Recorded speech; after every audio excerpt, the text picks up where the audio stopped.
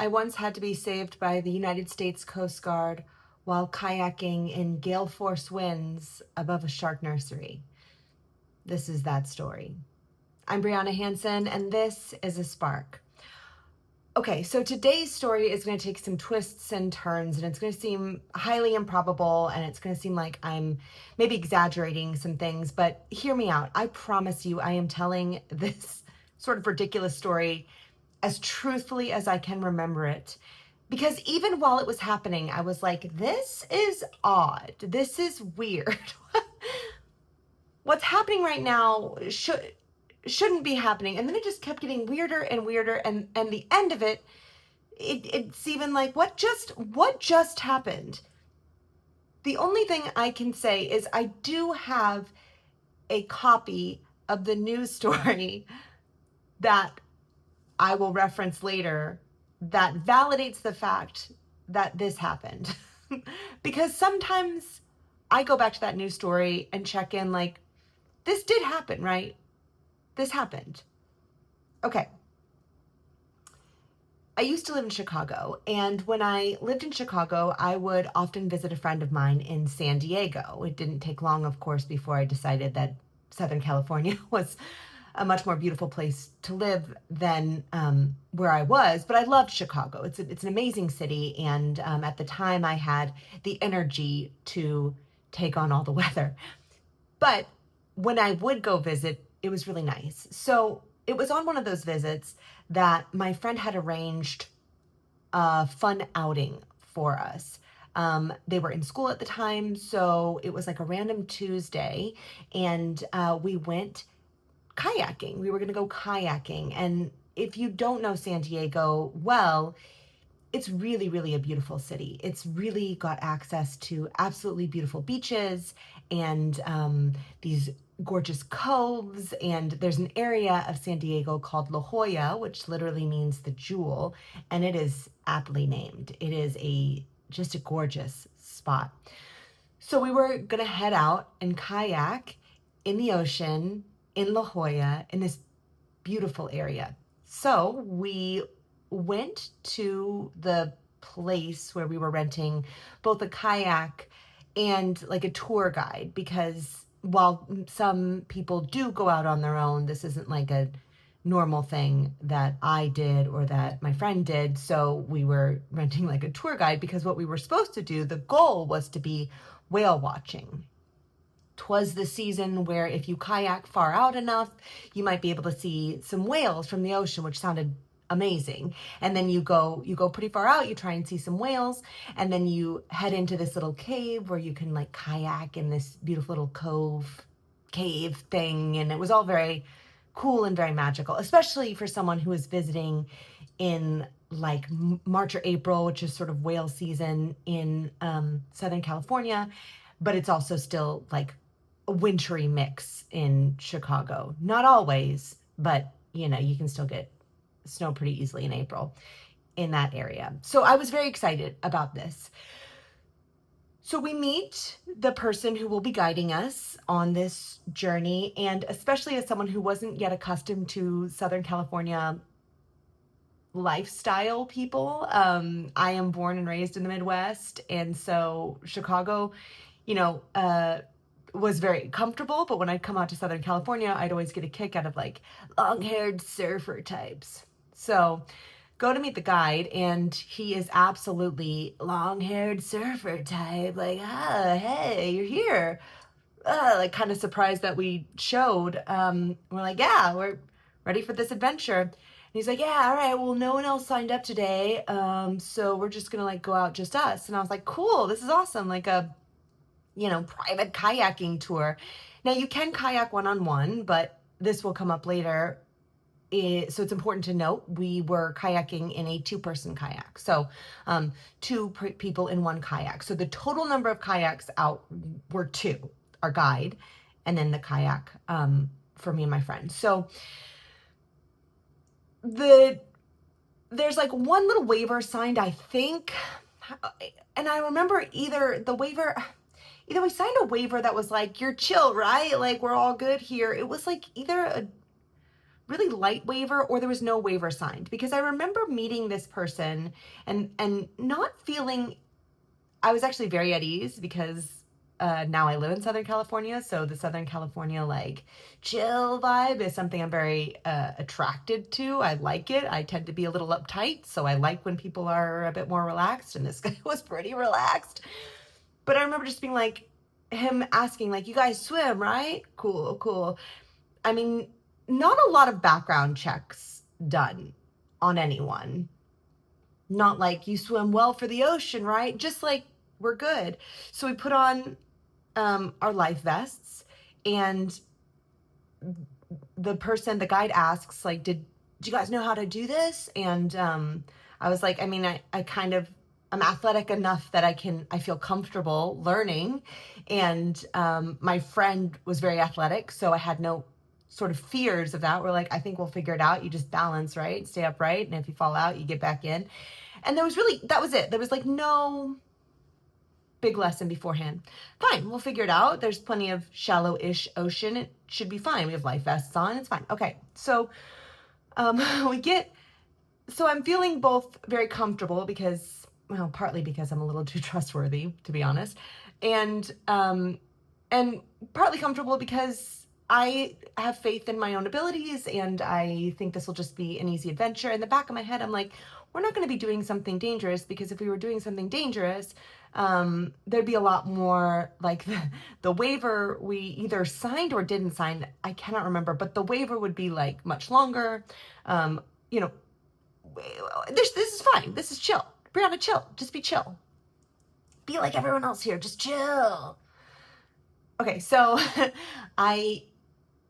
we get to the ocean and we sort of get the hang of it pretty quickly, you know, get in the kayak and you paddle. So the person in the back tends to do more of like the propelling and navigating work, and the person in the front just helps out. So I got to be in the front.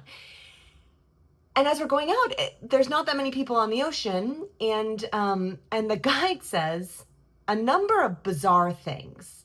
At the time, I was just like, and looking back at my friend being like, you heard that, right? I didn't make this up. So one of the things from the get-go was like, oh, like no one's out. I hope there's not something I should know about. And I'm like, yeah, I hope so too, because we're the ones out on the ocean. It seems fine. We go out, we're trying to get out, because in order to see the whales, which was the goal, you got to get kind of far out. So we start kayaking pretty far out. And this is when the magic begins. There are dolphins all over us. I mean, it was so cool. It was like, I'm sitting there in the middle of the ocean at the time. Again, I'm a Midwesterner living in Chicago where it's cold, and I'm here in San Diego and La Jolla in this beautiful area of America, of Southern California, and I'm in a kayak, and I feel so free, and around me are all of these dolphins. It was so freaking cool. And the first thing the guide says, when all these dolphins that he also noticed were like coming up to our kayak, kind of like, not aggressive, but not shy, like a pod of dolphins playing with us. And I'm like, this is so cool. He goes, yeah, you know, dolphins are like the only animal that procreate for pleasure in the animal kingdom that we know of. And then he just kayaks off.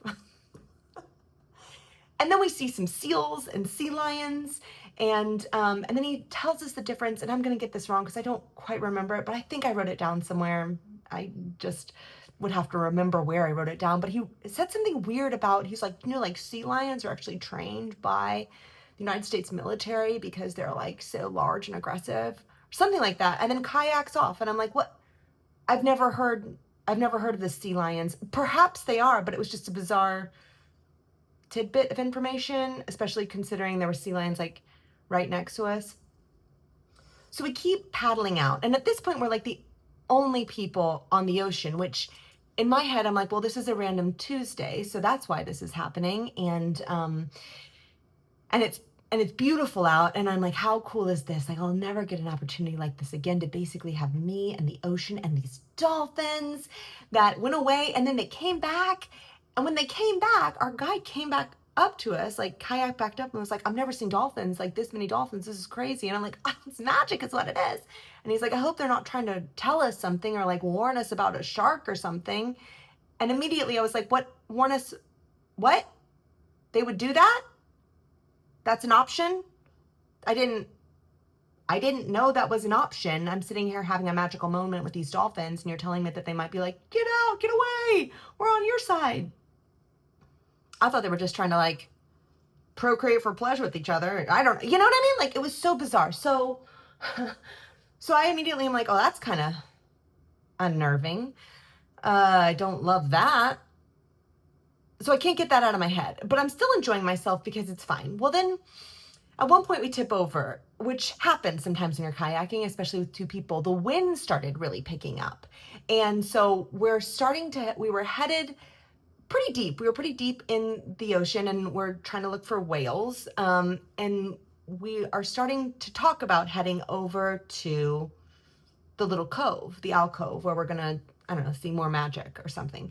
And as we're starting to navigate this turn, kind of turn sideways, the wind gets us and knocks me and my partner over. So we knock over, and we're over, and like, we hadn't, again, been given any clue as to what or how to deal with this situation. Luckily for us, we didn't go far from the boat. And so my friend was able to keep the boat nearby, and we were both able to kind of like flip it back over. And the guide, to his credit, came back over and helped us flip the boat back over and made sure we were okay. And then we kind of like got into the boat one at a time and stayed upright. And at this point, I'm thinking, okay, we've probably been out here about an hour. In order to get to the next place, it's going to be probably another like 30, 45 minutes. We're going to be there for a while. And I mean, I had the physical endurance, but I was a little bit like, I don't want to keep falling over, like it took a lot of energy to get back into the boat, and we were pretty far out. Well, sort of luckily, unluckily for me, the decision was made for me, because the next thing we know is, as we are starting to turn to go into this like cave area, which was the second part of the tour, a boat's coming towards us, and they're coming pretty fast, and we're like, oh, I hope they see us. It wasn't like a massive boat, like a, no cruise ship or anything, but a red boat that we shortly realized thereafter was a Coast Guard boat. They come right up to us, and they're like, you guys okay? And we're like, yeah, we're fine. We just toppled over a little bit. We're just headed down to the cove, whatever, the little area that was like a well-known spot that you kayak. And they're like, you guys are pretty far out. You're pretty far out here. And we're like, yeah, we were trying to be far out, because this is how we see whales. The hope is to see whales. And they're like, we can't be this far out. And our guide's like, it's fine. And then the Coast Guard's like, no, there are gale force winds today. You're not supposed to be on the water. Like, who's in charge here? They're kind of getting like a little more serious. And the guy's like, what? Now, if you're unfamiliar, which I was before I moved to Southern California, although because of, recent events, people have become aware of just how dangerous strong winds can be in the Southern California area. But gale force winds are really, really strong winds. And we were pretty far out, and we were headed to continue to be pretty far out in the ocean and fighting these winds, which were picking up. It turns out the reason no one was in the ocean that day was because there was a gale force wind warning. We weren't supposed to be in the ocean. It was legitimately dangerous, which I found out again kind of as we're talking to the Coast Guard, but a little bit more after the fact. I didn't understand what gale force winds were, even when they were explaining that we shouldn't be out there because gale force winds. Because in my mind, I'm like, no, I want to go see the cave. We fell over. It's no big deal. And the Coast Guard look at each other and look at us, and they're like, we actually, like, we can't see you very well out here this far. We just saw that you fell and you got back up, but we can't let you keep kayaking. And on the one hand, I'm like mega disappointed, right? And on the other hand, I'm like, oh, this is probably the safer route. And so they were like, they kind of recognized that we were like, well, at least could we kayak back in? Like, we're fine. Could you just be with us while we kayak back in? And they're like, we can't. We came out here because when you fell and because of the wind warning, and where you fell, which I'll get to in a moment, we can't just let you continue to kayak, even though we were physically fine, right? Like we all felt fine. I would have been down for continuing kayaking. It was just like it was like, okay, we've been out here for an hour in the sun and blah blah blah. So we were physically fine, and they were apologetic and recognized that we were disappointed that we couldn't continue our tour, but they were like, just for a lot of safety reasons, we can't let you continue. And we're like, well, then what's the option? Can we just kayak back in with you next to us? You can like watch us kayaking back in. Because at this point we're like, all right, well, we want to get the most out of this tour, even though I'm 99% sure we got it on a Groupon. But still, it was like, we want to get the most out of this tour. And they're like, we can't. You have to actually get onto this boat and we will take you back to the shore. So we did, because when the Coast Guard tell you, you have to get into this boat and we will take you to shore for your safety, you do that.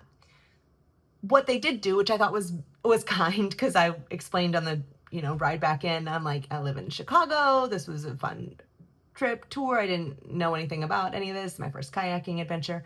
I was like, one of the funs at the end of a kayaking trip is when you come into shore, you get to you just kind of let the wave ride. You get to ride the wave a little bit, and you get to go up onto the shoreline. It's just kind of a fun little end thing. So what they were kind enough to do is they did stop a little bit outside the shore, just a little bit, enough to get into the kayak and get to ride it into, the beach.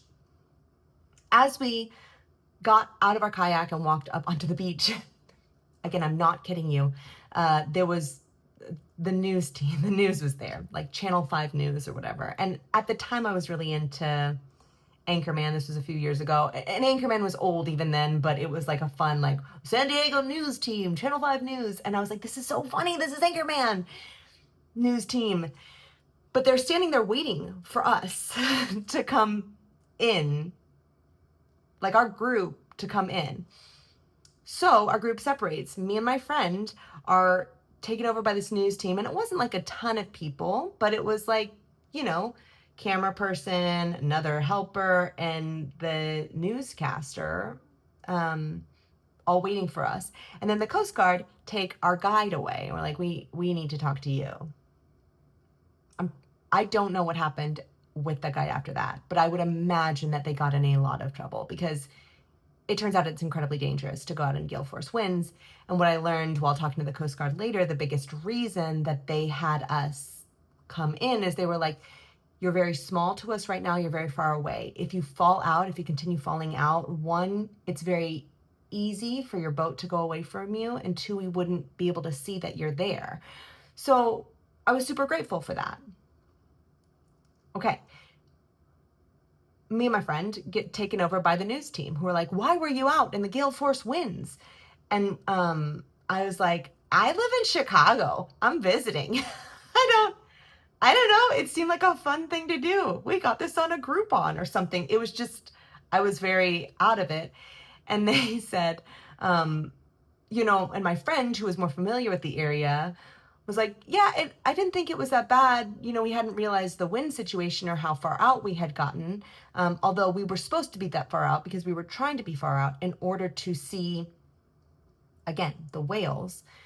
And then, the news person was like, were you at any point during this ordeal, being saved by the Coast Guard, scared?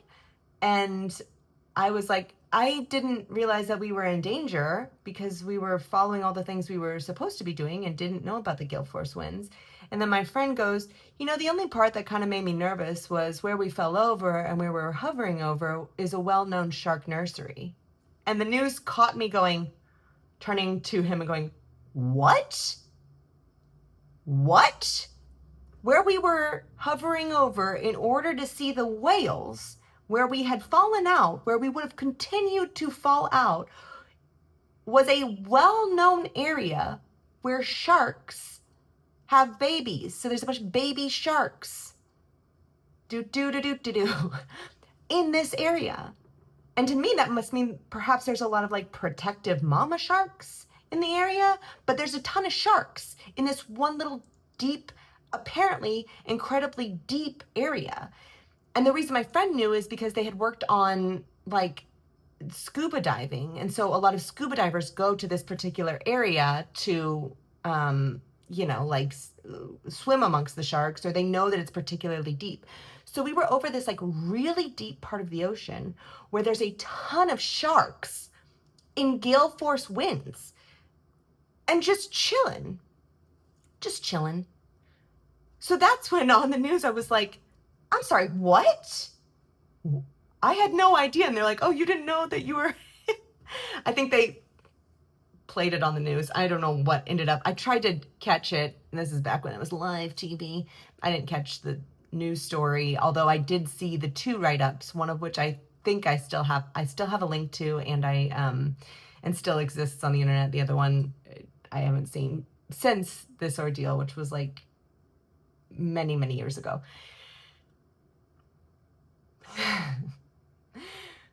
But I remember just being so suddenly aware of my own mortality and grateful for the nets, the safety nets that have been set in place by people who have come before.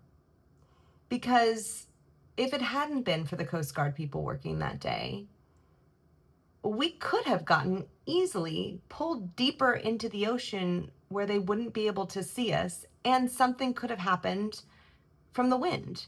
Or something could have happened from, if one of us had gotten tired, or we, God forbid, something like we fell out of the boat and it hit and we passed out or something over this deep area of the ocean, well known for the massive amount of sharks it has.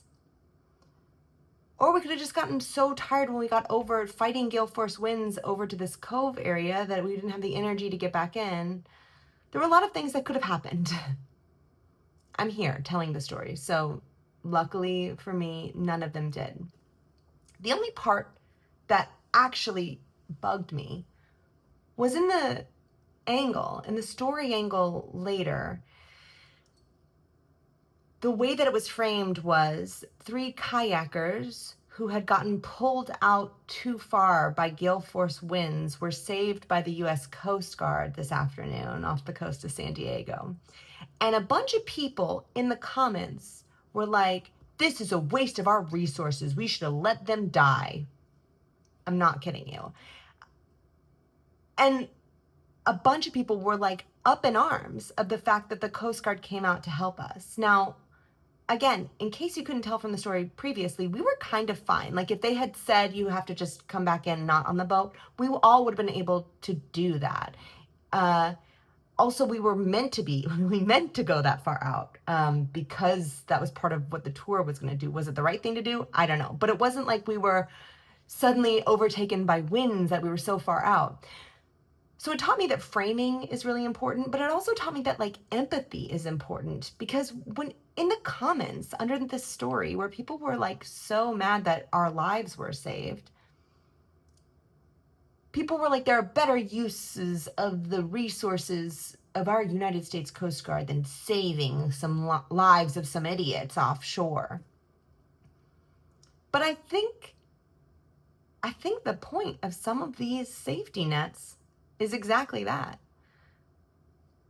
Because I don't know the exact definition of an idiot, but I think that it's someone who doesn't learn a lesson from an experience, that continues to do the action over and over again out of stubbornness, out of spite, out of not realizing it, whatever it is. I feel like that's a little bit more in line with, or makes a risky choice. Like that might be a little more in line with the definition of an idiot. I didn't know. But that also might be the definition of an idiot. I just didn't know. I didn't realize the danger I was in. I didn't realize the level of help that we needed. I didn't realize the danger from all sides. I just trusted. And it worked out okay. But I think the use of those resources to come get us was actually a really good use of resources. I mean, the whole point of the Coast Guard was to watch out on the coast to make sure that people were safe. Not That's not the whole point of the Coast Guard, but that day they were there to do exactly that. So the fact that they actually were able to save a few people who were technically fine but were deeply unaware of the danger they were in is an excellent use of resources. Instead of everyone just looking out and no one being out there. How great! How great is it that there are safety nets in place for people who don't know otherwise?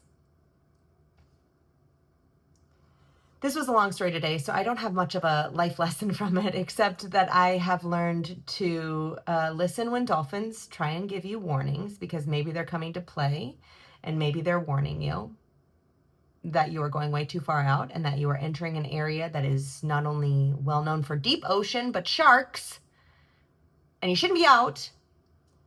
But also, I have learned to be grateful for the fact that there are so many experiences we can have in this life. And there are many people who have had the same or similar experiences, physical experiences that you are going to embark on. And so we should listen to them and be grateful for some of the safety nets that they may have set in place to keep you safe when you may not know any better. So instead of being angry at the Coast Guard, I'm very, very grateful for people who show up to help. I'm grateful for people who show up to be there just in case. Because on this day, in this situation, I was a person who needed that help just in case.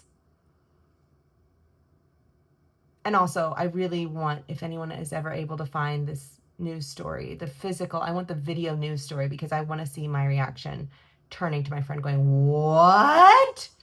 A shark nursery?" I'd be shocked if they didn't use that on the news, but maybe it would have been too funny and they were making it sound very, very scary. And listen, respect gale force winds, because that is serious stuff. All right. Thank you so much for listening, and I will talk to you soon.